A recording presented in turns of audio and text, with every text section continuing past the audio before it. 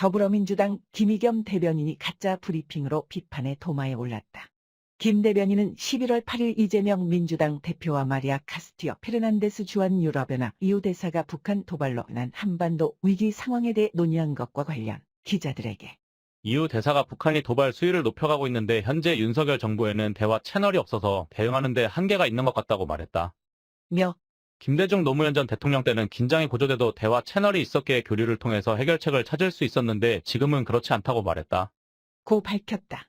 그러나 이 같은 내용이 보도되자 페르난데즈 대사는 외교부 측에 내 언급이 야당의 언론 브리핑 과정에서 잘못 인용되고 왜곡돼 유감. 이라고 전했다.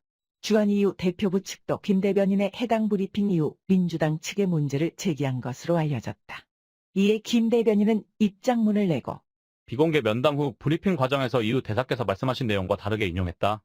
며 이 대화 중 과거 정부와 현 정부의 대응을 비교하는 대화는 없었다. 고 인정했다. 그러면서 혼란을 안겨드린 것에 대해 이후 대사님께 심심한 사과의 말씀을 드린다. 고 했다. 이러자 정치권에서는 또다시 김의겸 리스크가 터졌다는 말이 나왔다. 김 대변인은 지난달 한동훈 법무부 장관이 법무부 행사장에서 만난 민주당 이재정 의원을 따라가 의도적으로 악수 장면을 연출했다는 의혹을 제기했지만 사실이 아닌 것으로 드러났다. 한 장관의 7월 미국 출장이 이재명 대표와 관련된 대북 코인 의혹을 수사하기 위한 목적이었다고 주장했다가 논란에 휩싸였다.